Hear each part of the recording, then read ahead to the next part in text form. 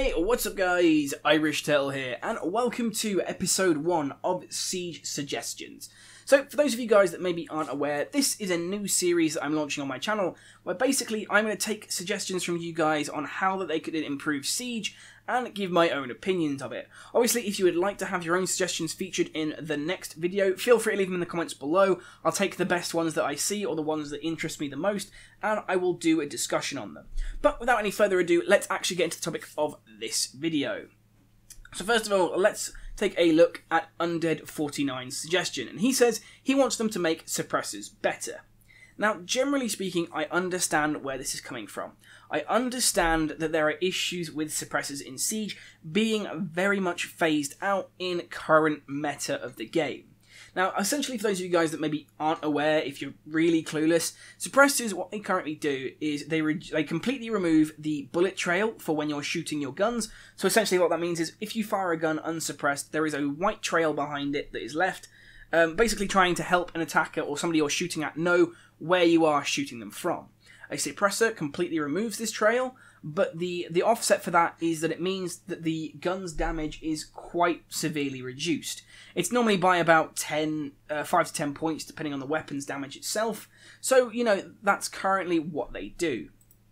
Now, obviously, that's an interesting change, and obviously it means, you know, suppressors aren't the best for damage, but they do hide you. Now, currently in Siege meta, suppressors just aren't in. You don't use them very often because realistically, there's not much of a reason to be suppressed. Unless you're using Caveira, where the gun is automatically suppressed, or you're using Echo, where the gun is automatically suppressed, 9 times out of 10, players won't use suppressors because there is a better attachment option available, be it a muzzle brake, be it a compensator, what have you. Generally speaking, a lot of people don't use a suppressor because of the damage drop-off. Now, personally, I can understand why you want it to be better, why you want the suppressors to be buffed. However, I think the issue is if you buff the suppressor, it would then start to kind of intersect with what other attachments do. I think generally speaking, it would mean that it would encroach maybe on a compensator or a muzzle brake, because the suppressor does actually change the recoil pattern as well. So they have to offset that somehow by making the damage reduced. And I can understand why you'd want it changed, but I just think it's one of those things that's very difficult to change because of the way it's designed and what it does. So maybe if they had maybe a less of a damage reduction just in general, but I still think they should reduce damage a little bit. But I just think the issue is suppressors aren't in meta, so generally speaking, Ubisoft aren't particularly looking at them because we don't really see them in play.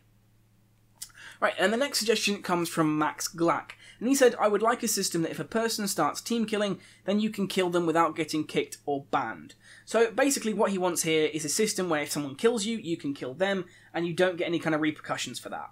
Now, I really, unfortunately, disagree with this idea. I don't like this. You have to think, in Siege, the amount of times that you probably accidentally team killed someone are probably probably higher than the amount of times you've deliberately done it.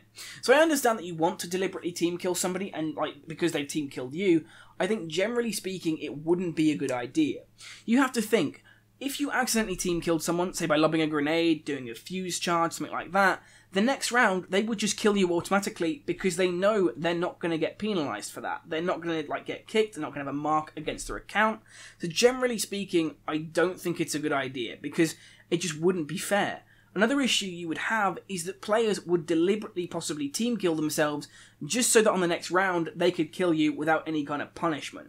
So for example, maybe you put down a Capital bolt, asphyxiation bolt, a teammate could just run into that and kill themselves and go, right, you're dead next round because I'm not going to get anything against me because you've just killed me. So I understand why you'd want the system, but I don't think it would be implemented very well. Now personally, I have actually suggested a different system that I think Ubisoft could implement. The system I would like to see is a forgive or kick option. I have talked about this before. Basically what I want is a system where if someone team kills you, if you see it's an accident, you can forgive them. If it's deliberate, you can punish them, and that is one mark against their name. If they then team kill again later that round or in another game, that is another mark against them if somebody chooses to punish them or kick them, if you want to call it a forgive and kick system. Then if they get 2 kicks in a game, they're removed. Say if they get 5 kick votes in like a week, they get completely booted out of ranked for say 24 hours or something. I think generally speaking that would be a good system, because not only would it be able to track how many times somebody has been voted like to be kicked against by people they've team killed, but it would also mean that you could forgive people who accidentally kill you, because there is nothing worse than accidentally shooting a teammate who maybe runs in front of you as you're shooting, and then in a later round doing the same thing again and you getting kicked because of their mistakes. That person's aware it's their fault, but there's nothing they can do because unfortunately, you know, the system doesn't register that it was an accident, it just outright kicks you. So I personally think a forgive and kick system would be a lot better than being able to kill the person that team killed you. Alright, and the next question we have comes from Crazy Diplomat, and that is, what do you think of the Canal Window patch? So obviously for this patch, if you're not aware of it, basically what it is that one of the windows on the east side of the building, on the top objective, is completely solid now, so you can't shoot through it. The reason this was changed is so that you couldn't spawn kill immediately the moment somebody spawned on that side of the map and the containers. Now, again, I understand why they've changed this, and I also understand why people don't like it. Essentially, if you're a Blackbeard player, you can sit on that window uncontested and make defending pretty much a much more difficult job to try and hold and retake that site. Now, yes, while I understand that, I do personally think the change is good, because again, it does stop spawn killing, and it also changes the way you have to play the map. So now whenever I play that map, I personally have just changed my playstyle. What I'll normally do as a defender is I'll now pick Valkyrie and make sure that I put a camera out on the side that Blackbeard goes up, and also on the container side so I can see that wall as well. Then what I tend to do is I'll sit my Valkyrie downstairs in the basement, just by that door, and I'll watch to see a Blackbeard push up. The moment that Blackbeard pushes up that wall, I'll run out, shoot him, and run back in. And basically the idea there is I'm taking him off that window before he can effectively hold it. Now, yes, they could place claymores, yes, they could hold the site, but generally speaking, as long as you've got those Valkyrie cameras out there, you can actually really easily deal with players that are sat on that window. And, you know, it's one of those things of, I don't think it's a bad idea, because it just means you have to change up your play style and how you play the map in general. I think it's a good plan, I think it was a nice change. Yes, it could have been done slightly better, maybe put something in the way on the spawn end of it, but for now, for a hotfix, I think it wasn't the worst idea in the world, and you can still deal with Blackbeards there. Yes, it's much harder, but you can still deal with them, so I kind of think it's an okay change. Okay, now the next question I have, a suggestion rather, comes from Mothra, and that is castle barricades not being able to fuse. Basically what they want is, and this also comes from Shrey, and he says he thinks they should make castle walls unfusible. Now, basically, this is something that I've read a lot from people who want to see castle walls, basically so that you can't breach through them with a fuse charge. Now, yes, I kind of understand why this is a thing. They are reinforced, so technically you shouldn't be able to shoot through them. And then that means you should technically also not be able to use a fuse charge through them. Now, yes, this is a big problem. Yes, this is a thing. If you're playing secure area, someone like reinforces the objective with castle, you can't deal with that. However, in general terms, there are ways to deal with it. It just requires a little bit of an operator combo. If you want to stop them fusing those castle walls, all you need to do is run a mute alongside alongside castle, and then they can't breach it with the fuse charge. All you do is put the mute jammer below the window, and that's it, you're sorted. They can no longer fuse that window, because the mute jammer also stops it. Now, I think, generally speaking, that's a much better method. If you made it so that castles, like walls, couldn't be fused through, I think that would just mean that castle, for one, would be, like, stupidly overpowered for that sense, because it means that you would have nothing to worry about until you saw that window explode. And I think having the ability to put a fuse charge on there means that even if you've castled it off, you still have to be much more aware of it in case somebody's on the window. Because currently, if we took the suggestion of you can't fuse it, it would mean that once you place that castle window down, until you hear it explode, that's it, you're perfectly fine, you can just ignore it. And I think at no point in Siege should you be able to just sit on an objective and not have to worry about a certain entry point until a certain thing. So I think having Fuse able to breach those windows makes it so they're not too overpowered. And again, if you want to stop them being breached, all you need to do is pick a mute and suddenly it stops Fuse, and castle barricades become even more strong because the only people that can breach them are an Ash in a sledge or somebody who takes the time to hit it 11 times. So I think the current system with castle windows and walls, generally speaking in my opinion, is good. I don't have a problem with it. I don't think they need to be unfusible because in current meta they're perfectly fine as it is and they work really, really well. Okay, the next comment comes from Janice, and that is they should remove Blackbeard, Montagna, Blitz, and Fuse, maybe just his shield and recruit shield, and then add some new attackers to balance it out. I know this is kind of an unpopular opinion, but I would like to see that change, specifically Blackbeard. So generally speaking, what it is a lot of people don't like shield operators, they don't feel like they're good, and they don't feel like they're balanced. Now personally, I have to, again, disagree 100% with this. I really like shield operators in general. I think they're good in meta, generally speaking. I think the idea of somebody who you can get behind and use as cover is generally quite a good system. I do think they need to look at maybe how often the hipfire hits headshots, because sometimes it's absolute bullshit when somebody hits you and you're like, that's ridiculous, why was that a kill? So I kind of understand, you know, why people don't like them, but I do think they're perfectly fine. And now let's talk about Blackbeard. Now this is an interesting one. A lot of people still really absolutely hate Blackbeard, and it's a real 50-50 on why. You either have the people that think he's completely ridiculously overpowered because he can peek without having to worry about a headshot, and then you have the people who think, okay, his shield is basically just paper and people can shoot through it really, really easily. Now overall, I think Blackbeard is fine in his current state. When he was originally dropped, yes, he was completely broken. Getting a headshot on him was ridiculously difficult. But I think in his current state, he's actually perfect. His shield offers him the ability to peek a little bit more confidently than other operators, but it's still not strong enough that he can say, okay, I'm going to stand on this corner and just hold it. Because if a good player has good accuracy with headshots, they can tear through that shield in a couple of seconds. So I think, you know, Blackbeard at the minute, he's in a good place. He's been nerfed enough that he's perfect, and I couldn't see much of a change being required.